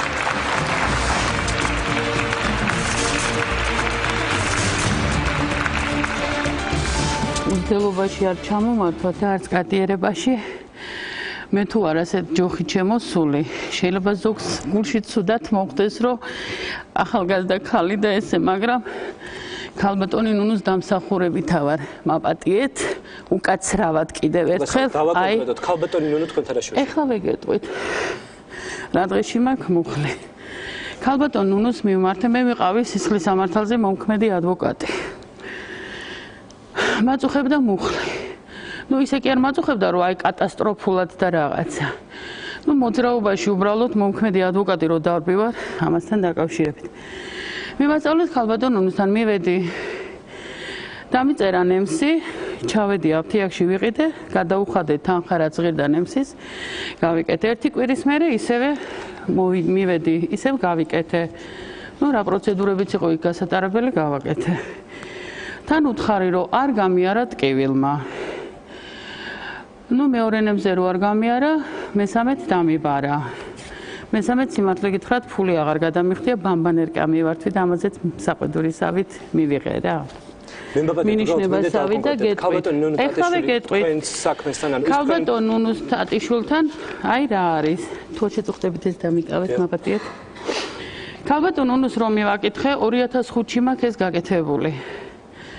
2006-ში რომ მივაკითხე ანკეტა მოვთხოვე მომეციმეთ ეს იცოდა რომ ფეხის პრობლემა უკვე დაწყებული მქონდა ეს შეხორცება როგორც მე ამიღწეს სპეციალისტებმა მივაკითხე მომცა ანკეტა ჩანაწერით რომელი ანკეტაც რეგისტრირებული საერთოდ არ იყო არ ჩამიწერა რა პრეპარატები იყო გაკეთებული მოკლე რეზუმე რომ გავაკეთოთ სამედიცინო დოკუმენტაციის არასწორი წარმოება არასწორი წარმოება კი არა მკურნალობა მივედი სამკურნალო და გავხდი ჯოხით ინვალიდი რატო შეგვიძლია მტკიცებით ფორმაში ვამტკიცებთ რომ ამ შემთხვევაში არის დამნაშავე ექიმი ქალბატონმა ნუნუ მითხრა ეს არის რომ სუქანი ხარ სიმსუქნე მარჯვენა ფეხზე მოქმედებს რა იმ ნემსის მერე მომივიდა ეს ზუსტად 6 თვე რომელიც წამალიც დიპროსპანი ამოღებულია მკურნალობიდან რომელიც იწვევს შეხორცებებს რომელიც იწვევს შეხორცებებს მე არ ვიტყვი არაფერს თქვენ თვითონ თქვენ გულებში ჩაიხედე და რამდენად სამართლიანი ფაქტის სახეზია დავდივარ ჯოხით ქალბატონი მზიას შემთხვევა რევმატოლოგიაში ეს არის დეფორმირებული ოსტეოარტროზი ეხლა შეიძლება ადამიანს სკიოდეს ერთი სახსარი მაგრამ შეფასებული იყოს ექიმის მიერ თვით დაავადება დიაგნოზის გაფორმების ფორმა რომ ეს არის ორივე მუხლის სახსრის გონარტროზი, დეფორმირებული ოსტეოარტროზი, ერთ-ერთი სახსრის რეაქტიული სინოვიტით, ესე იგი ანთებითი დაავადებით ერთ-ერთ სახსარში. რამდენად მისაღებია თქვენთვის ის პრეტენზიები, რომელიც ამ ქალბატონს არა, პრეტენზიას ვერ მივიღებთ, იმიტომ რომ ეს არის შემთხვევა რომელიც არ არის გართულებული. ქალბატონ მზიას ძალიან დიდი წონა ჰქონდა ჩემს მერე ქალბატონი მზია ძალიან ბევრ ექიმ მედიკოსებთან არის მოხვედრილი. ეს არის პროფესორი ლალი კილასონია. ქალბატონი მზია თავისი ელენე გიორგაძე და გამოსულია რამდენჯერმე სატელევიზიო. იცით რა მინდა მოგახსენოთ? ქალბატონი მზიას ელენე გიორგაძესთან მე ვიყავი ჰერბალაებთან დაკავშირებით და არა თქვენ საკითხთან დაკავშირებით. საერთოდ მისი დედა გარდაიცვალა ჩვენს კლინიკაში სულ სხვა შემთხვევაში. თქვენთან რა კავშირია ქალბატონი ნონა მე ეს ქალბატონი სულ გვიჩივის, რატომღაც ვერ დავიმსახურეთ მისი ყურადღება. ძალიან დიდი მადლობა ქალბატონო ჩვენ მედიკოსები აქ მაპატიეთ რა ამას რო ვკითხულობ 10 გრამიანი შპრიცით რო 4 პრეპარატი ერთად გაკეთდება რამდენად მისაღებია დედას ამბავთან დაკავშირებით მე არ ვიცი ბატონი ზურახელაძე არის თუ არა სტუდიაში ვერ ვხედავ რატომღაც კრიტიკული მედიცინის ცენტრის ხელმძღვანელი მე მასთან მუხლმოდრეკილი მადლობას ვიხდი იმიტომ რომ მე მან დედას სიკვდილს გამოსტაცა ხახადან, აი ასე რომ ვთქვა, ცოტა უხეშად იცით და როცა უკვე სარეანიმაციო არ იყო 6 დღის მერე, იშემიური ინსულტით იყო, არა გაჟონვითი ინსულტით. რეანიმაციაში რომ ავიყვანე დედა. ძალიან რეანიმაციაში ის იყო სტაბილურად მძიმე. რეანიმაციაში აყვანიდან 6 საათის განმავლობაში სულ მკლავზე ექიმი დოლიძე ჩალიჩობდა რომ ეშოვნა. თურმე არ იშოვება რკინიგზის ავადმყოფოში, ინტერვიუშიც იწერება მთელი სამანტყოფო მოვიარე რეანიმაცია და ვერ ვიშოვიო და ბატონი ნოდარ მძინარიშვილი მე იმასთან არანაირი პრეტენზია არ მქონდა. ის ინტერვიუში კი ადევაც ამბობს რომ რაღაც ეშლება ექიმს, რაღაც შეცდომას ამბობს, რომ სულმკლავი ყველგან არის და სულმკლავი აი აქ რაც უნდა გაკეთებული. დიახ, სულმკლავიას მაპატიეთ რა. უბრალოდ და ისინი იმართლებენ თავს რომ სანამ იმას ვიშოვიდით, სველი გადასხმა გაუკეთეთ ვენაში. ფიქრობთ რომ ექიმების დაუდევრობის გამო? დაუდევრობის გამო და საბუთებია გაყალბებული. და მე მაგს დისკიც არსებობს აქ, აგერ მაქვს თუ არის ამის საშუალება, მე რამდენად არ ვიცი, ექიმები რომელიც ინტერვიუს იძლევიან დაცინვით გარდაცვლილზე. იმდენად არ ვიცი მე რა უწოდო იმ ექიმებს, სიცილით ლაპარაკობენ გარდაცვლილზე, ამას ვაპატიებ დედას 13 ლარის გულისთვის დედა დამიღუპეს. 13 ლარის გულისთვის დედა, რომელიც რეანიმაციამ სიკვდილს გამოკლინჯა, ამათ მას სიკვდილის ხახაჭი ჩაატყარა და მე გადავიყვანი არამიანში 14 დღე მიცოცხლეს კიდე დედა და რკინიგზის სამანტყოფო სადაზღვევოში 8 დღის მერე აგზავნის. არა უკვე შვილის მოთხოვნას აღაწერს. მძიმე, უკიდურესად მძიმე მდგომარეობა, რაიც იქნებ გარდაცვლილი იყო და რეგისტრაციის ნომერი იგივეა. კანცელარიაში ეს რამდენად სამართლიანია ბატონო გიგი, თქვენც ხო იცით არა? გასაგებია თუ სამართალდამცველები ამ თემაზე მსჯელობენ ბუნებრივია ეს ამგულია საქმე და მიდისძიება მე სამართლიანი ძალიან დიდი ბოდიში ხა ეს დუმილით ჩვენი დუმილით რო არ გაგიშოთ არა მე დუმილით ეს არის მე ამას არ გიქვი არა მე სხვა რამ მინდა გითხრათ ეხლა მე უბრალოდ თუ არ ვამბობ აქ ჩემზე მეტად უფრო ცოდნე ადამიანები არიან თქვა კლინიცისტები ამ შემთხვევაში მაგრამ ეხლა რასაც თქვენ ბრძანებთ ეს საკითხი არის ყოველ შემთხვევაში სანახავი შესასწავლე ხა თქვენ ემოციურად ბრძანდებით ჩვენ გვესმის თქვენი ემოციები წელი გავიდა მე სულ ამაში ვარ დედნები მაგ ვიღაც შეიძლება მართლაც არის რაღაცაში დამნაშავე გადაცდომა აქვს და ჩვენ ხშირად ხვდებით ასეთ შემთხვევებში და სწორედ ამიტომაც გვინდა რომ თქვა რაც შეიძლება ნაკლები იყოს ქვეყანაში ასეთი ჩატარდა ბატონო გიგი საბუთები ისია შედგენილი საბუთები როცა ჩემთან არის ხო ჩემს ინტერესების ქვეშ როგორც მე მაწყობს ისე შევადგე თავარი აი ეს საბუთები დედნები რაც მე ხელში მიჭირავს ამას ხო ვერ იმაზე უკვირთ რომ დედნები როგორ ჩაგივარდა ხელში მაქვს ეს უკვე სატელევიზიო სტუდიის განხილვის თემა არ არის. ძალიან დიდი მადლობა გამოშვების მესამე ნაწილში თქვენ უკვე აუდიტორიიდან გექნებათ საშუალება. მადლობთ. იმისთვის რომ დასვათ კითხვა. ეს იყო ქალბატონი მზია რუხაძე, მადლობა იმისთვის რომ შემოგვიერთდით და ენერგიული ხარში და კარგად ახლა ჩვენ გვინდა დავიწყოთ დისკუსია თემაზე. საჭიროა თუ არა ბატონო გიგი გარკვეული რეგულაციების გამკაცრება იმისთვის რომ მაშინ როდესაც ექიმის მიერ ბრალეულობა დადასტურდება ექიმის შემთხვევაში იყოს არა ლიცენზიის ჩამორთმევა 1 2 ან 3 თვით, არამედ იყოს უფრო მკაცრი სანქციები. სანამ ჩვენ ამ თემაზე საუბარს დავიწყებთ, მინდა სტუდიაში მოვიწვიოთ თამარ ფხაკაძე, გაზეთ პრაიმ ტაიმის მთავარი რედაქტორი. ყოველ ორ შაბათს გაზეთ პრაიმ ტაიმში ქვეყნდება სწორედ სამედიცინო საქმეები, სადაც პაციენტები ექიმების წინააღმდეგ ჩივიან. ერთი კონკრეტული საქმის შესახებ სასაუბრად მოვიდა. თამარ ფხაკაძე სტუდიაში. დიდი მადლობა ქალბატონი თამარ, იმისთვის რომ შემოგვიერთდით. უნდა ვაღიაროთ რომ ყოველი ორ შაბათი ალბათ ძალიან ბევრისთვის იწყება თქვენი გაზეთით. ერთ-ერთი ორ შაბათი დაიწყო საკმაოდ სკანდალური პუბლიკაციით. ქვეყნის ერთ-ერთი ყველაზე ავტორიტეტული პლასტიკური ქირურგის შესახებ გამოქვეყნდა სკანდალური სტატია, როდესაც ива კუზანოვს ლიცენზია შეუჩერეს. მოგვიყევით ამის შესახებ. კი, ეს იყო ნამდვილად ესე მე გაზეთიც მოგიტანეთ.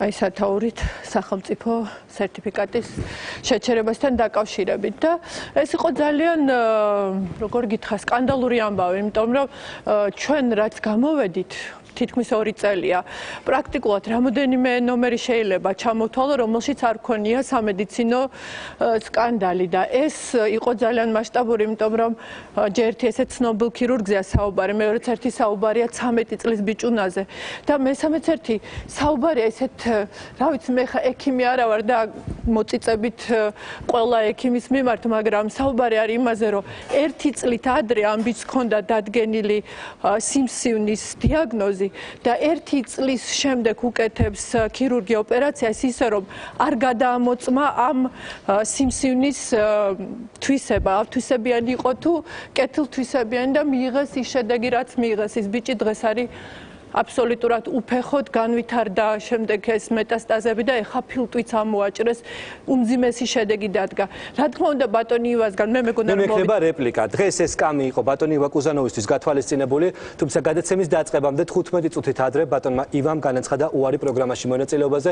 ჩვენ მასთან ერთი კვირის განმავლობაში ჰქონდა სატელეფონო კონსულტაციები, ის იყო თანახმა რომ მოსულიყო სტუდიაში, თუმცა შეუძლოდ არის, როგორც მისმა მდივანმა განგვიმარტა და აქედან გამომდინარე არ მოვიდა სტუდიაში. თუმცა სტუდიაში მოვიდა ის 13 წლის ბიჭი, რომელსაც ახლა ფეხი უკვე აღარ აქვს. მე ვთხოვ სტუდიაში შემოვიდეს ადამიანი, რომლის გამოც ივა კუზანოვს სამედიცინო რეგულირების სააგენტომ ლიცენზია შეუჩერა.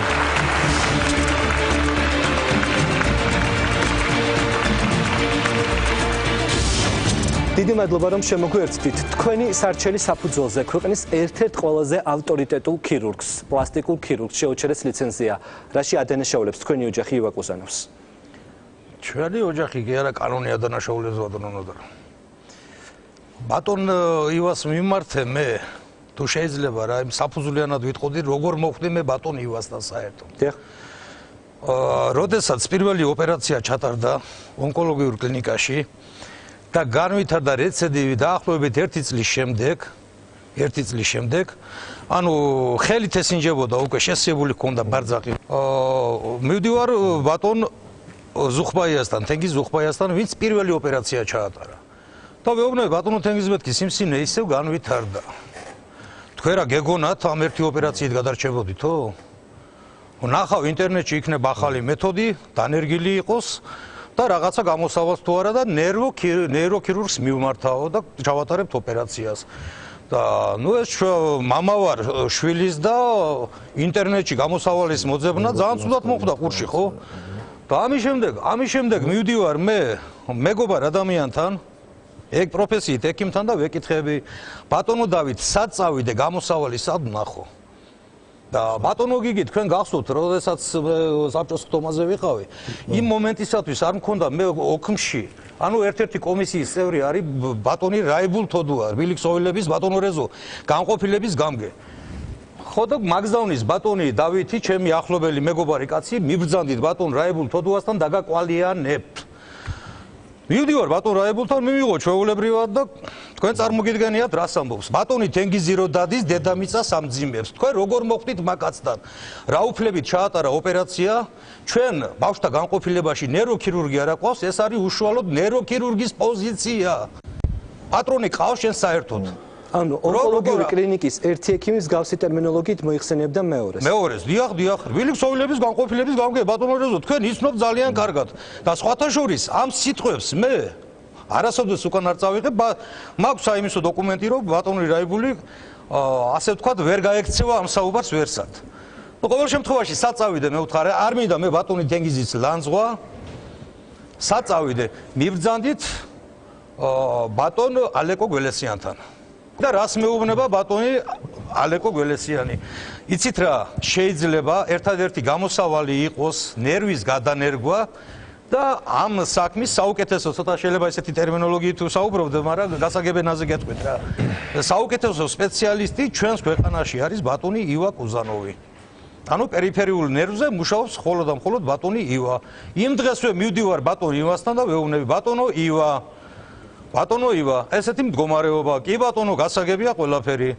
რას მეტყვით, რას მირჩევთ? აბა თქვენ მიბრძანდით ნეიროპათოლოგთან, ნეიროქირურგებთან გამიშვა და აზრი აინტერესებდა, მაგრამ დღემდე საბოლოო ჯამში მან გითხრათ რომ ოპერაციას საბოლოო ჯამში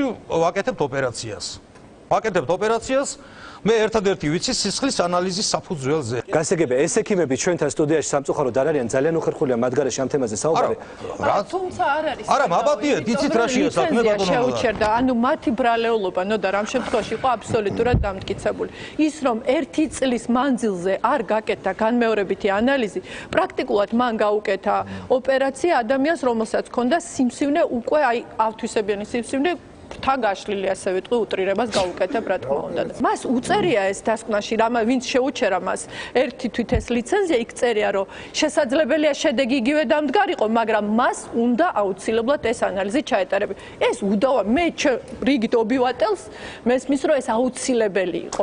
იმიტომ რომ შესაძლებელია ნერვის აღდგენა კი რა თურმე მას მუხლის ზემოთ ძალიან მეუხერხულება ბიჭი აგზეს მუხლის ზემოთ უნდა მოკვეთოდა ეს ფეხი. იმიტომ რომ არ წასულიყო ზემოთ. საუბარი ამაზე არის, თორე მართლა ძალიან დიდი პატივისცემას ვადასტურებ ნებისმიერი თქვენგანის მიმართ და ძალიან მეუხერხულება ეხლა რომ აი ამ დისკუსიაში საუბარი არის 16 წლის ადამიანზე, ხო? 20 წლისაც რო იყოს 100 წლისაც ძალიან მე ვფიქრობ რომ ძიმე ისტორია საკმაოდ უბრალოდ მინდა დავაფიქსირო კიდევ ერთხელ ჩვენი პოზიცია მათ შორის შენი განწყობას დაკო რომ ჩვენ ბუნებრივია აქ არ ვსაუბრობთ ყველა ექიმს ეს არის იშვიათ გამონაკლისი საუბარი და პატივისცემთ 10,000-ობით გადარჩენილ სიცოცხლეს რომლებიც თქვენ ამ ადამიანებს აჩუქეთ. სამედიცინო რეგულირების სააგენტოს მიერ შეჩერებული ერთთვიანი ლიცენზიის შემდეგ გადაწყვეტეთ თუ არა რომ გაგაგრძელებინათ გზა სასამართლოში და სასამართლოში გადავწყვიტე ბატონო რა კონდიციაში რაღაცა მომენტში მე გავჩერდი იმიტომ რომ წარმოიშვა უკვე ფილტვის პრობლემა. საბოლოო შედეგი ფეხის მოკვეთა კი არა ბატონო ნოდარ ჩემმა შვილმა ფილტვი დაკარგა და დღეს ჩემი შვილის სიცოცხლე ჩემი შვილის სიცოცხლე არის კითხვითი ნიშნის ქვეშ. ყოველი 6 თვის შემდეგ მე უნდა წავიყვანო პეციდი ესეთი აპარატია გამოსაკვლევი. ამიერკავკასიაში არ არსებობსო, ხო? როგორც ვიცი ჩვენ გამოშვების მესამე ნაწილში გვეყოლება სტუმრად ჯანდაცვის მინისტრი მთელი ტელეკომპანიების თხოვნა იქნება მის და მე იქნება ამ ბავშვს რაღაც გარკვეული დახმარება აღმოჩინეთ. თაკო სანამ ამ ბლოკის დისკუსიის ნაწილზე გადავალთ, მინდა კითხო რომ გაზეთ პრაიმ ტაიმში ამ ისტორიის მთავარი სკანდალი გარდა თავად ისტორიასთან ერთად იყო ის რომ შეჩერებული ლიცენზიის პირობებში ივაკ უზანოვი მაინც აკეთებდა ოპერაციას. კი, აკეთებდა და მეორე დღეს როდესაც მან აი ამ გასვლის რეპორტაჟის გასვლის მერე გაზეთში მოიწვია პრესკონფერენცია და თქვა რომ გაზეთს აუცილებლად უჩივლევდა და მეც მივეცი ინტერვიუ რომ მე მზად ვიყავი რომ ეჩილო, იმიტომ რომ აქ არც ერთი სიტყვა მძიმეც არ წერია ის რაც არ უნდა რაც სიმართლეს არ შეეფერება და ბოლოს რომ ბატონი აქ არ არის ჩვენ რამდენიმეჯერ დავპატიჟეთ ის თუმცა ადვოკატი მაინც უნდა მოსულიყო და ბოლო დავა ჩვენთან იყო რომ რატომ გამოვიტანეთ პირველ გვერდზე და რატომ დავწერეთ დიდი ასოები და შენ თუ მეტყვი რომელიმე მედია საშუალებას რომელიც ამას არ გააკეთებდა მე აქვე მოვიხდი ბოდის მაგრამ ნოდარ მე შენ წამოგიღე ეს ფურცელი რომელიც მინდა ხმამაღლა წაიკითხო და ეს ყველა ის საქმეა რომელიც ჩვენ ჯანდაცვიდან გვაქვს აღებული ყველა ის სკანდალი ეს არის ძალიან ცოტა ძალიან პატარა გახმაურებული სკანდალი რომელიც გაზეთ პრაიმ ტაიმში გამოქვეყნდა საუბარია ჟურნალისტურ გამოძიებაზე სადაც იყო 34 კვირაზე უკანონო აბორტებზე ასევე ზუგდიდის მეოთხე საავადმყოფოში 4 თვის ბავშვის ნარკოტიკის გადაჭარბებული დოზესთან დაკავშირებით ძალიან ბევრი მსგავსი ისტორია იყო. მინდა ვკითხო ბატონ გიგი წერეთელს, დავიწყოთ ჩვენი დისკუსიის მთავარი ნაწილი. ბატონო გიგი, აუცილებელი არის თუ არა სამედიცინო რეგულაციების გამკაცრება იმისთვის, რომ მსგავსი ფაქტები ელემენტარულად შემცირდეს? ჩვენ ამ გზაზე ვდგავართ და მე მინდა დავეთანხმო რექტორსაც, რომ დღეს აი გარკვეულ წინა ყველაზე რთულ პერიოდთან, როცა შტამპავდნენ ყოველ მოსახვევში სამედიცინო დიპლომებს და ამას თავისი უმძიმესი შედეგები ჩვენ ამას ხო ვიმკით ახლა? კი, ბატონო? ჩვენ ამას ხო არ ვიმკით ახლა? ჩვენ ნაწილობრივ ალბათ ვიმკით ამასაც, რომ ჩვენ გქონდა საკმაოდ ისეთი მძიმე პერიოდი სამედიცინო განათლების კუთხით, კორუფციის კუთხითაც და ბევრი სხვა რამ. დღეს ჩვენ დიამეტრალურად ვცვლით სურათს. ამიტომ მომავალი მე ჩემი აზრით ახლა ოპტიმისტი ვარ, გაცილებით უკეთესი იქნება, მაგრამ ჩვენ არ უნდა დაგვაუწყდეს, რომ იმ ქვეყნებშიც კი, სადაც არის ძალიან კარგად განვითარებული მედიცინა, სადაც ხარჯავენ 100-ჯერ უფრო მეტს ერთსულ მოსახლეზე ვიდრე ჩვენთან, სამედიცინო შეცდომები არსებობს, ეს ყოველთვის იქნება, იმიტომ რომ ამას აკეთებს ადამიანი, ამას ზოგ შემთხვევაში აკეთებს მანქანაც, ლაბორატორია და ასე შემდეგ და შეცდომები არის და ამის მე რა მინდა გითხრა ამისთვის შეჩერებული ლიცენზია მე ერთი რამე მინდა გითხრა ნოდარ იქ სადაც საჭიროა გამკაცრება უნდა გამკაცრდეს სად არის საჭირო მე ვფიქრობ რომ გარკვეულ შემთხვევაში ჩვენ შეიძლება გქონდეს უფრო მეტი სანქციებიც ვიდრე ეს არის მხოლოდ ლიცენზიის შეჩერება თუმცა სისხლის სამართლის გამომდებლობა არის და ძალიან სამწუხარო, ძალიან მიჭირს ამას ლაპარაკი, მაგრამ ჩვენი კოლეგებიც, ექიმები სამწუხაროდ იხდიან საჯელსაც, ასეთი რამეც ხდება, მაგრამ თემსოფლიოში ვთქვათ, არის განვითარებული პრაქტიკა, როცა ეკონომიკური საფუძველებდოს ყველაფერს არის ძალიან მაღალი დონის ჯარიმებიც არის, ძალიან მაღალი ასე ვთქვათ, ანაზღაურებაც იმ შემთხვევაში თუ დადასტურა რომ ექიმის ბრალი მე ვიცი რომ თქვენ მუშაობთ ახლა ბატონო გიგი ჩვენ მუშაობთ ამაზე არსებობს ამავე დროს ექიმის დამცავი მექანიზმებიც ახლა ექიმები რო არ იყვნენ ძალიან გაჭირდებოდა ცხოვრება და ახლა ჩვენ მართლაც რამდენიმეჯერ თქვენ თქვით ეს ძალიან სწორია ჩვენ გვყავს ძალიან კარგი ექიმების მთელი ასე ვთქვათ корпуსი და უკეთესი გვეყოლება ალბათ მომავალში კიდე ეს თითოეული ჩვენთაგანი სურვილია, მაგრამ ჩვენ მუშაობთ იმაზე, ალბათ ministri ამაზე ისაუბრებს, რომ დავხვეწოთ რეგულაციები, დავხვეწოთ, სადაც ვთქვათ, აი მედიაციის განსაკუთრებით, როდესაც სახელმწიფო სტრუქტურა გამოდის მედიატორი ავადმყოფსა და პაციენტ შორის და აქ რაღაცა გარკვეული ჩარეები შეიძლება იყოს მეტი ფინანსური სანქციები, შეიძლება იყოს დაწესებულების მეტი პასუხისგებლობაც იქ მომუშავე ექიმის მიმართ, ვიდრე დღეს არის და ასე შემდეგ. ეს არის ძალიან ფართო სპექტრი. რამდენ სტუდენტს უშვებს ყოველწლიურად თბილისის სახელმწიფო უნივერსიტეტი? თბილისის სახელმწიფო სამედიცინო უნივერსიტეტში არის სხვადასხვა პროგრამები. თქვენ რამდენი ექიმი ყავს ყოველ წელს? რამდენი ახალი ექიმი? 1000-მდე. 1000-მდე. რეალურად არის საქართველოში იმის საჭიროება, რომ ყოველწლიურად 1000 ექიმი, ანუ სამედიცინო სფეროს მომსახურე დაემატოს ამას. ჩვენ ვერ აუგზავნებთ სწავლის სურვილს, ეს არჩევანია მათი. ყველა მოქალაქის, მე მგონი ამ რაოდენობით არც იურისტი გვჭირდება და არც ჟურნალისტი, რაც ჩვენ ქვეყანაში მზადდება. მაგრამ დღეს ძალიან ბევრი გამოჩენილი ადამიანი, საზოგადო მოღვაწე სამედიცინო განათლებით არის დღეს საქართველოში. და ვფიქრობ, უფრო მეტ საკეთებს, ვიდრე არ ვაყენებ არავის შეურაცხყოფას, ვიდრე ფიზიკოსი, ინჟინერი თუ მსახიობი. ყოველ წელს თბილისის სახელმწიფო სამედიცინო უნივერსიტეტი, რომელიც ქვეყნის სამედიცინო განათლების მთავარი არტერია, უშვებს 1000 პირს, რომელიც სამედიცინო სექტორს ემსახურება. ეს რიცხვი ახლა არის შემცირებული, თუმცა გასული 10 ან 7 წლის წინ, მაშინ როდესაც ყველა საშუალო სკოლაში იყო სამედიცინო უმაღლესი სასწავლებელი, დაახლოებით 10-15000 ექიმი ყოველწლიურად იღებდა დიპლომს. ხომ არ ვიმკით ახლა ამ შედეგებს, მაშინ როდესაც აი ეს ყოველგვარი კონტროლის გარეშე გაცემული დიპლომები არსებობდა ქვეყანაში. გისმენთ? დიახ. დიახ ვიმკით. მე მინდა მაინც ვიდრე გადავალ ამ თემაზე, მოკლე კომენტარი გავაკეთე იმაზე, რაც მე მოვისმინე. დეტალები ამ ბავშვის ირგვლივ განვითარებული მოვლენებისა მე უბრალოდ არ ვიცი. მე ქართულ პრესას არ ვკითხულობ და უბრალოდ არ ვიცი. მე ჩაგეჭრებით, მე მაპატეთ მცირე რეპლიკის სახით ბოდიშს გიხდით. უბრალოდ ექიმთა რეგულირების, სამედიცინო საქმიანობის რეგულირების აგენტომ დაადგინა, რომ ექიმი იყო დამნაშავე და შეუჩერდა ლიცენზია. შესაბამისად დღეს ჩვენ აღარ ვჯელობთ ამის შესახებ ეს ექიმი იყო დამნაშავე. მე დამნაშავეა თუ არა და დასაჯელია თუ არა. მე უბრალოდ გეუბნებით, რომ ისეთი კლასის ქირურგი, როგორიც არის ყუზანოვი, როცა თქვენ აი ესეთნაირად დაждით, ეს არის დაждა იმ ავადმყოფებისა, რომლებსაც ის ვერ გაუკეთებს ოპერაციებს. ეს თქვენ უნდა იცოდეთ, ის არის სრულიად ელიტარული ქირურგი. ადამიანები სადაც იხსვიან, იქ დრო და დრო რაღაც ხდება. აი ეს მინდოდა მე თქვა, რომ მე ახლა ამით არც არავინ გავამართლე და არც არავინ არ დავადანაშაულე. ჩემთვის რა ეშველება ამაზე ვინ გამცემს პასუხს მითხარით რა. აი ვინ ჩემთვის რა ეშველება მითხარით ეს გამაგებინეთ რა. და დღეს შეიძლება მაპატიეთ რა გამახარებით. ეთერში სასაუბრო თემა არ არის. არ არის ბატონო, კი ბატონო, გასაგებია, მაგრამ შვილი დაზოგოთ და მე შემილია მსგავს განჯაში წამოვიდე თქვენთან, მაგრამ არა ტელეეთერში და არა შვილის თანდასწრებით. დიდი მადლობა. ჩვენ გველოდება ჯანდაცვის მინისტრი გამოშვების მესამე ნაწილში ყველა იმ მწვავე კითხვას, რომელიც ამ 2 ბლოკის განმავლობაში დაიბოდა, ის აუცილებლად უპასუხებს ჩვენ სატელევიზიო სტუდიაში. მადლობა იმისთვის, რომ ამ მწვავე და ცხელი დისკუსიის დროს ვიყავით ჩვენთან ერთად. უღმესი მადლობა და სანამ რეკლამაზე გავალთ, კიდევ ერთხელ მინდა დავაფიქსირო ჩვენი არქის პოზიცია. ჩვენ არავის არ ვსჯით, უბრალოდ გვაქვს სურვილი, რომ ეს ყველაფერი შეეცვალოს უკეთესობისაკენ და ბუნებრივია არ არის საუბარი ყველა იმ ექიმზე, რომელმაც 10000-ობით ადამიანის სიცოცხლე გადაარჩინა საქართველოში. ეს არის ყველაზე ცხელი ток-შოუ. რამდენიმე წუთში ყველაზე მწვავე კითხვები ჯანდაცვის მინისტრთან. პირველად მოდის ток-შოუში ყველაზე მწვავე კითხვებზე საპასუხოდ. რეალურად ჭირდება ახლა ამდენი ექიმი? ცვლილებები ჯანდაცვის სამინისტროში. რა ახალი სანქციები მზადდება ექიმებისა და კლინიკების წინააღმდეგ? პირველ რიგში პრობლემების აღიარებით იწყება ამ პრობლემების გამოსწორებაზე ფიქრი. ანდრია ურუშაძე პირველად პაციენტების პირისპირ. ჩვენ ვალდებული ვართ თითოეული ამ მოქალაქის ადვოკატი გავხდეთ, როდესაც თითოეულ მოქალაქეს აქვს სერიოზული პრობლემები საკუთარი ჯანმრთელობის, საკუთარი სიცოცხლის დასაცავად. რეკლამის შემდეგ გამოშვების მესამე ნაწილში ჯანდაცვის მინისტრის ხმაურიანი განცხადებები.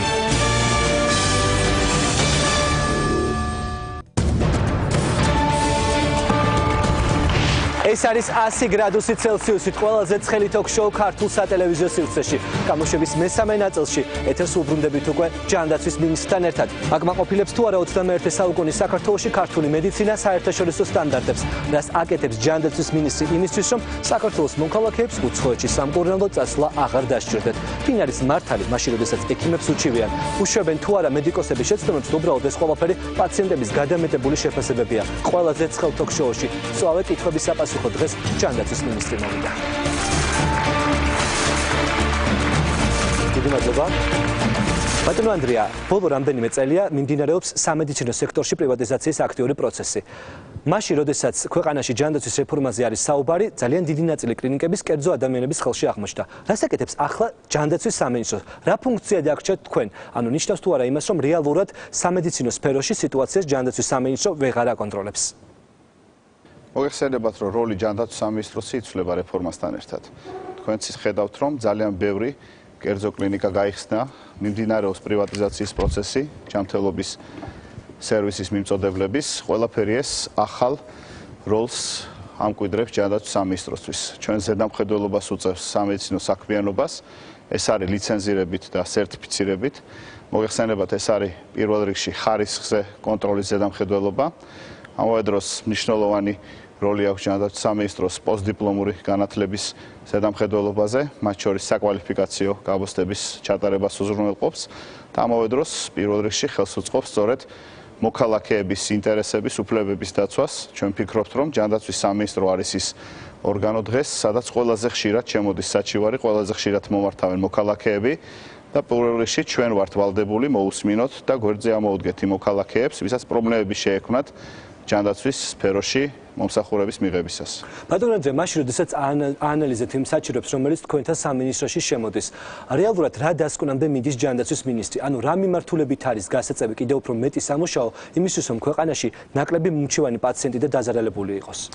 ჩვენ დღეს ვსაუბრობთ ჯანდაცვის რეფორმებზე. რეფორმა პირველ რიგში არის პრობლემებში გარკვევა. ანუ პრობლემები უნდა ვაღიაროთ და დავიწყოთ ამ პრობლემების. რა პრობლემებს აღიარებს ანდრია ურუშაძე? პირველი უნდა ვაღიაროთ ის, რომ წლების განმავლობაში ასეულობით და ასეულობით ჩვენი მოქალაქე დაზარალდა არაკვალიფიციური სამედიცინო მომსახურების შედეგად, არაპროფესიონალიზმის შედეგად, იმის შედეგად, რომ ბევრი ადამიანი, ბევრმა ოჯახმა სამწუხაროდ დაკარგა თავიანთი ახლობელი, ბევრი სამწუხაროდ შეზღუდული შესაძლებლობის სტატუსი დაუდგინდა. ესეთი ფაქტები სამწუხაროდ ძალიან ბევრია და პირველ რიგში ჩვენი მთავარ ამოცანად და მთავარ ასე ვთქვათ დავალებად ვიღებთ, რომ ამ ადამიანებს სჭირდებათ და ამ პრობლემებს სჭირდებათ მოსმენა, სჭირდებათ თითოეულ პრობლემას თვალი გაუსწოროთ და ჩვენ ვალდებული ვართ თითოეული ამ მოქალაქის ადვოკატი გავხდეთ, როდესაც თითოეულ მოქალაქეს აქვს სერიოზული პრობლემები საკუთარი ჯანმრთელობის, საკუთარი სიცოცხლის დასაცავად. ანუ ყველაზე ცხელ თოქ-შოუში ახლა ანდრია ურუშაძე აღიარებს, რომ ექიმების ერთი ნაწილი ქვეყანაში არის არაპროფესიონალი და პაციენტები მათთან მიმართებაში არიან მართლები. მინდა გითხრათ, რომ ერთი ნაწილზე და არა ყველაზე ბუნებრივია. მინდა გითხრათ, რომ ყველა მოქალაქე, რომელიც მოდის სამინისტროში და იძახის, რომ მის ჯანმრთელობას, მის სიცოცხლეს შეექმნა საფრთხე, რომ მისთვის არ იყო უსაფრთხო სამედიცინო დაწესებულებაში მისვლა, რომ მისი ჯანმრთელობა დადგა რისკის ქვეშ, პირველ რიგში ამ მოქალაქეს უნდა მოусმინოთ და დავრწმუნდეთ ამ კონკრეტული ჩივილის ობიექტურობაში და ამის შემდეგ დიდი ბოდიში, მაგრამ უნდა ვიყოთ ძალიან მკაცრები თითოეული იმ სამედიცინო პერსონალის, ან სამედიცინო დაწესებულების მიმართ, სადაც ამ ადამიანმა კონკრეტულად მიიღო ჩვენთან სტუდიაში არიან პაციენტები, რომლებიც არასწორი მკურნალობის შედეგად დაზარალდნენ. მათ შორის ერთ-ერთს ქალბატონ მზიას აქვს თქვენთან კითხვა. მე მინდა ქალბატონ მზიას მოусმინოთ. გისმენთ ქალბატონ მზია? მოგესალმებით ბატონო ანდრო, მე თქვენთან ვიყავი მიღებაზე, მე მგონი გახსოვთ. რამდენად სამართლიანად მიგაჩნიათ ექიმი, რომელიც გურგრილობას იჩენს პაციენტის მიმართ, უმძიმებს მდგომარეობას, აყალბებს საბუთების ჩანაწერს და მას აძლევთ მხოლოდ წერილობით გაფრთხილებას. დიდი მადლობა. ბატონო ანდრია, მაინტერესებს ანუ ამ შემთხვევაში ჩვენ გამოშვების წინა ბლოკშიც ქონდა ამ თემაზე საუბარი. საჭიროა თუ არა რეგულაციების გამკაცრება, ანუ იმ მუხლების გამკაცრება, რომელიც ეხლა რეალურად მოქმედებს და თუ მუშაობთ ამ მიმართულებით? საჭიროა და მუშაობთ და გავამკაცრებთ. როგორ გამკაცრება? გამკაცრდება როგორც პროფესიულ საქმიანობასთან დაკავშირებული რეგულირება, ასე სპეციალური სანქციები იქნება შემოღებული თვითონ სამედიცინო დაწესებულებების მიმართ. დღევანდელი ჩვენი საქმიანობა შეუმფარგლულია იმ ღონისძიებებით, რაც არის დაკავშირებული სერტიფიცირების შეჩერებით, დროებით შეჩერებასთან, მაგრამ სამწუხაროდ ეს ზომები ხშირად არის არაადეკვატური იმ შეცდომის, იმ კონკრეტული ქმედების, რაც იყო ხოლმე გაწეული. ანუ თქვენ აღიარებთ, რომ ჯანდაცვის სამინისტროს მოქმედმა ლიბერალურმა პოლიტიკამ არ გაამართლა, რეალურად სიტუაცია წავიდა უარესობისკენ და ახლა საჭიროა კიდევ უფრო გამკაცრება. მინდა გითხრათ, რომ მე მოვერიდებოდი ესეთ შეფასებას, მე პირდაპირ მოგახსენეთ, რომ დროთა განმავლობაში ჩვენი აზრით საჭიროა უფრო და უფრო მეტად გრძნობდეს თავს დაცული პაციენტი, დაზღვეული, უფრო უსაფრთხო უნდა გახდეს ჩვენი სამედიცინო დაწესებულებები, ეს არის როგორც სტაციონარისი ამბულატორია, სასურველია და აუცილებელია, რომ ამ გამკაცრებას პირველ რიგში ჰქონდეს ის мотиваცია, რომ ობიექტურად მოხდეს ნებისმიერი ფაქტის, ნებისმიერი ჩივილის გამოძიება, ამ შემთხვევაში უნდა გაირკვეს რა არის ამ ჩივილის საფუძველი, სად გადის ის ზღვარი, როდესაც იწყება არაპროფესიონალიზმი, როდესაც იწყება არაკვალიფიციურობა, სად არის უბრალოდ ისეთი შემთხვევები, როდესაც სამედიცინო ჩარევა არის არაეფექტური. და ამ შემთხვევაში ბუნებრივია, თანაბრად უნდა იყოს მოძიებული და მოსპელილი ყველა მხარე. ბატონო ანდრია, მე ვიყავი მაშინ სკოლის მოსწავლე, როდესაც ჩემს სკოლაში არსებობდა სამედიცინო ინსტიტუტი და ასეულობით ექიმი მზადდებოდა სკოლის ბაზაზე. ძალიან ბევრი დიპლომირებული ექიმი ბოლო 10 წლის განმავლობაში ყავს უკვე ქვეყანას. რეალურად გვჭირდება ახლა ამდენი ექიმი? უნდა ვაღიაროთ, რომ საქართველოს თუ სხვა ქვეყნებს შევადარებთ ევროპის ქვეყნებს, ჩვენთან იმაზე მეტი ექიმია, ვიდრე ნებისმიერ ევროპის ქვეყანაში, თუ ავიღებთ რაოდენობას მოსახლეობის. უნდა ვაღიაროთ ის რომ სერიოზული პრობლემაა ამ ექიმების კვალიფიკაციის. არა მარტო ექიმების, ექთნების. ეს არის ერთ-ერთი მთავარი გამოწვევა, რომელსაც ჩვენ დღეს ვხედავთ რეფორმის ფარგლებში, როგორ ექიმები მზადდებიან, როგორ ხდება პროფესიული განათლება სამედიცინო პერსონალის, რამდენად უსაფრთხოა პაციენტისთვის მისვლა და მკურნალობა ამ ექიმებთან, ამ ექთნებთან. სერიოზული პრობლემაა არა მხოლოდ დიდ ქალაქებში, როდესაც დღეს იყო საუბარი, კიდევ უფრო სერიოზული დეფიციტია კვალიფიციური პერსონალის რაიონებში, მცირე ქალაქებში, ეს უნდა ვაღიაროთ. უნდა ვაღიაროთ, იმიტომ რომ მხოლოდ პირველ რიგში პრობლემების აღიარებით იწყება ამ პრობლემების გამოსწორებაზე ფიქრი. ჩვენ უნდა ჩავიხედოთ სარკეში და დავინახოთ რა მდგომარეობაშია დღეს ჯანდაცვის სისტემა. ამ სისტემას ჭირდება სერიოზული რეფორმა, პირველ რიგში იმ ადამიანების დასაცავად, ვინც დღეს მოდიან, ჩივიან და დავიცვათ ის ადამიანები, ვისაც მომავალში მოუხდებათ პაციენტის როლში ყოფნა. მე ვფიქრობ, რომ მთავარ არჩევანს დღეს ამ სისტემაში აკეთებს პაციენტი. მინდა გითხრათ, რომ პაციენტმა ყველაზე კარგად იცის, რომელ ექიმს ენდობა, რომელ ექიმს არ ენდობა. გაიხედეთ თქვენს გარშემო და დაინახავთ ყველა რაიონში, ქალაქში, კლინიკაში, რომ არიან ექიმები, სადაც პაციენტების რიგი დგას და არის ექიმები, რომელსაც პაციენტი თვეობის განმავლობაში არ უნახიათ. ყველაზე კარგი არჩევანი, ყველაზე ობიექტური ამ შემთხვევაში არის სწორედ პაციენტი, ის ადამიანი, ვინც პირველ რიგში თავისი სიცოცხლე ჯანმრთელობა უნდა ადოს ექიმს და სამედიცინო დაწესებულებას. ბატონო ანდრია, სად წავlen დანარჩენი ექიმები? მინდა გითხრათ, რომ არსად არ წავლენ, როგორც ასეთ თქვენ რას ფიქრობთ, იმიტომ რომ ჩვენთვის ამ დღეს არის საოცარი დეფიციტი, განსაკუთრებით მცირე ქალაქებში, რაიონებში, ძირითად სპეციალობებში არის სერიოზული დეფიციტი, სერიოზული დეფიციტია და კიდევ უფრო მეტი საელექტრო სპეციალობებში. არის ძალიან სერიოზული პრობლემა პროფესიულ განათლებასთან დაკავშირებით. საქართველოში დღეისათვის მინდა გითხრათ, რომ დგას სერიოზული პრობლემა კვალიფიციური პერსონალის, ამიტომაც ნებისმიერი კვალიფიციური ექიმი, ნებისმიერი კვალიფიციური ექთანი არის მოთხოვნადი. უბრალოდ საჭიროა ხელი შეუწყოთ მათ პროფესიულ განვითარებას, დავიცვათ პაციენტი და ამავე დროს შემოვიტანოს ის მკურნალობის სტანდარტები, რომელიც ორივე მხარეს დაიცავს. მინდა გითხრათ, რომ სტანდარტი მკურნალობის იცავს როგორც პაციენტს პირველ რიგში, ასევე ექიმს სამედიცინო შეცდომისაგან. ვფიქრობთ, ეს არის ერთ-ერთი თავარი ნაბიჯები, რასაც გადავდგათ მომსახურების ხარისხის გასაუმჯობესებლად. ბატონო ანდრია, ხშირ შემთხვევაში საქართველოს მოქალაქეები, რომლებსაც აქვთ ამისი მატერიალური საშუალება, დადიან სამკურნალოდ უცხოეთში. როდესაც მსგავს არგუმენტს ისმენენ ქართველი ექიმები, ამბობენ, რომ მათ არ გააჩნიათ შესაბამისი აპარატურა და საავადმყოფოებში არ არის მოწყობილი ინფრასტრუქტურა. სად არის თქვენი დაპირებული ასე ახალი საავადმყოფო? ხა 100.000 საავადმყოფო. ცოტა მეტი შეიძლება 150 საავადმყოფოზე ვისაუბროთ. ეს საავადმყოფოები შენდება, ნაწილი გაიხსნა, 38-მდე კლინიკა უკვე ფუნქციონირებს. მათი ნახვა შეიძლება ყველა იმ რაიონში, ამ შენებარე ობიექტების თბილისში, იქ სადაც გაიხსნა რეგიონალური კლინიკები, აღარ მინდა ჩამოვთვალო იგივე იმ სუგდიდში, იგივე იმერეთში, ამბროლაურში, აბაშაში, ხონში, დეკემბრამდე გაიხსნება აპარატურათაც იქნებიან უზრუნველყოფილი. ჩვენი მთავარი პრობლემა და ორი პრობლემა ეხლა რომელიც დგას ყველა სხვა პრობლემებთან ერთად, ეს არის კვალიფიციური პერსონალი, რომელმაც უნდა ისწავლოს ახალი გარემოში მუშაობა, უნდა ახალ სტანდარტებს უპასუხოს პროფესიული საქმიანობის და რაც მთავარია და პირველ რიგში მნიშვნელოვანია ეს მომსახურება გახდეს ხელმისაწვდომი პაციენტისთვის და უსაფრთხო. ეს არის ჩვენი ერთ-ერთი მთავარი ამოცანა, იმიტომ რომ რეფორმა საბოლოო ჯამში შეაფასებს არა მე როგორც მინისტრი, ან თქვენ როგორც ჟურნალისტი, თქვენთან პატივისცემის მიუხედავად, შეაფასებენ ის ადამიანები, ვინც მიდიან კლინიკაში, ვინც იტარებენ მკურნალობას და დარწმუნებულები არიან, რომ კლინიკაში მათ ჯანმრთელობას და სიცოცხლეს საფრთხე არ დაემუქრება, თორე ყოველ შემთხვევაში პაციენტ ანდრია ურუშაძეს მოსწონს ის კლინიკები, რომელიც ახლა ქვეყანაშია და ის სამედიცინო მომსახურება? დეფინიციით პაციენტი არის, როდესაც მკურნალობის ან სამედიცინო დაწესებულებასთან შეხებაშია. საბედნიეროდ მე მქონდა შეხებაში და ეს შეხება და ეს გამოცდილება ყოველთვის პოზიტიური არ ყოფილა. მე შემიძლია საკუთარ გამოცდილებაზე ვისაუბროთ, როდესაც საბედნიეროდ ჩემ მოგეხსენებათ, რომ ჩემ სიცოცხლე საფრთხე არ შეექმნა, მაგრამ მომსახურების ხარისხი, დამოკიდებულება, იმისი გზნობა, რომ ჩემს ინტერესს რამდენად ყურადღებით ეპყრობიან, რამდენად ჩემზე ზრუნავს სამეცნიერო პერსონალი. თანაგრძნობას ექიმისაგან, რომ მას რეალურად უნდოდა თქვენი. სხვადასხვა შემთხვევები იყო. არის ძალიან კარგი მაგალითებიც, არის მაგალითები, როდესაც მე პირადად დავრჩი უკმაყოფილო მომსახურების ხარისხითაც, პროფესიონალიზმითაც, იმ სტანდარტით მართვის კონკრეტული შემთხვევის, რაც საქართველოში არის, მაგრამ მინდა გითხრათ, რომ რაც უფრო მეტი დრო გავა, კმაყოფილება ამით ჩემი არ გაიზრდება, არც როგორც მოქალაქის, არც როგორც იმას მინისტრის. რამდენი ხანი წარ უნდა ვიყო, მე ყოველთვის და მუდმივად უნდა ვიფიქროთ, როგორ შეიძლება ამისი გაუმჯობესება. ჩვენ თუ ძველ დროს შევადარებთ 10 წელს, 5 წელს. ბუნებრივია საოცარი ნახტომი გააკეთა, მაგრამ ეს წისვლა არაფერს არ ეუბნება ქალბატონს, რომელიც დაზარალდა, ან იმ ადამიანებს, ვის პრობლემები, ვისაც პრობლემა ჰქონდა დღეს შულთან დაკავშირებით, არც იმ ადამიანებს არ ეუბნებათ არაფერი, რომელიც თავს მოტყუებულად გზნობენ კონკრეტული წამლისში დიდი ფულის გადახდის საფუძველზე, რომ ვერ დახმარება მიიღეს და ვერ ჯანმრთელობა ვერ გაიუმჯობესდეს. ესე ჩვენი ამოცანაა. მინდა კითხოთ აუცილებლად ჩვენი გადაცემის პირველ ნაწილში ამ სტუდიაში იყო ძალიან დიდი დისკუსია ამ თემაზე და ბოლოს ბატონი დომენტი გაგნიძე სტუდიიდან გაიქცა. რეალურად ის აპელირებს, რომ მას გააჩნია ჯანდაცვის სამინისტროს მიერ გაცემული ლიცენზია და ამ ლიცენზიის საფუძველზე ის ახდენს ადამიანების მკურნალობას. თუმცა სტუდიაში იყვნენ მოსული ადამიანები, რომლებიც ამბობენ, რომ მათი ოჯახის წევრები ან დაინვალიდნენ, ან ხშირ შემთხვევაში დომენტორი გახდა მათი გარდაცვალების მიზეზი. გადახედავს თუ არა ანდრია ურუშაძე წინა პერიოდში გაცემულ ლიცენზიებს, თუნდაც დომენტი გაგნიძის ლიცენზიას? ორი პრობლემაა.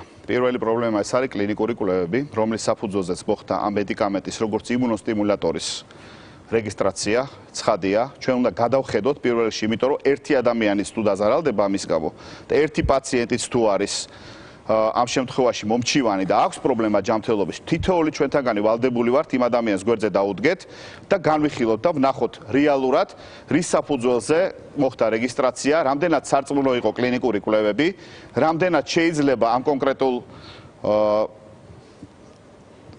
პრეპარატს უწოდოთ წამალი. აქედან გამომდინარე, ვალდებული ვართ ჩვენ, როგორც მოგახსენეთ, უპასუხოთ ამ მოქალაქეების პრეტენზიებს.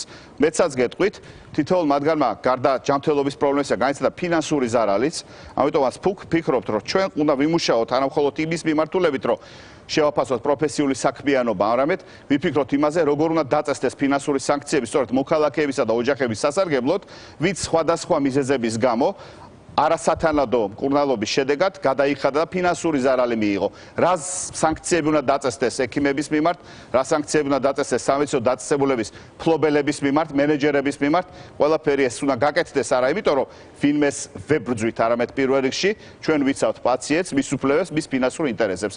ეს პირობები მინდა გითხრათ, რაც ახლა მე მოგახსენეთ, არის ჩვენი ცხადი ხედვა და პასუხი იმ პრობლემებზე, რაც მათ შორის თქვენ აუდიტორიაში დატრიალდა. დიდი მადლობა. ეს იყო ჯანდაცვის მინისტრი ანდრია ურუშაძე, რომელმაც მინდა ვაღიარე, რომ ჩემთვისაც მოულოდნელად საკმაოდ მკაცრი განცხადებები გააკეთა სამედიცინო სფეროს რეგულაციებთან დაკავშირებით და ბოლოს იმედია დარბაზით სამყובה. თქვენთან გვექნება ერთი თხოვნა მთელი ჩვენი გადაცემის სახელით. დღეს ამ სტუდიაში ამ სავარძელზე იჯდა 13 წლის მოზარდი, რომელიც დამოუკიდებლად გადაადგილებას ყავარჯნების გარეშე ვერ ახერხებს. თუ შეგიძლიათ იქნებ აღმოუჩინოთ რაიმე სახის დახმარება, თუნდაც ამ ეტაპზე მოხდეს მისი პროტეზირება. ჩვენი კომპეტენციის ფარგლებში ბუნებრივია, ჩვენ გვაქვს საშუალება და დარწმუნებული ვიყავით, უყურადღებოთ არ დავტოვებთ ამათ. დიდი მადლობა. ეს იყო ანდრია ურუშაძე, ჯანდაცვის მინისტრი და ეს იყო ყველაზე ცხელი ток-შოუ. საკმაოდ მწვავე დებატების შემდეგ ჩვენ გემშვიდობებით ზუსტად 1 კვირის შემდეგ ისევ 100 გრადუსი ცელსიუსით ყველაზე ცხელი ток-შოუ, ყველაზე ცხელ თემას დაუბრუნდება.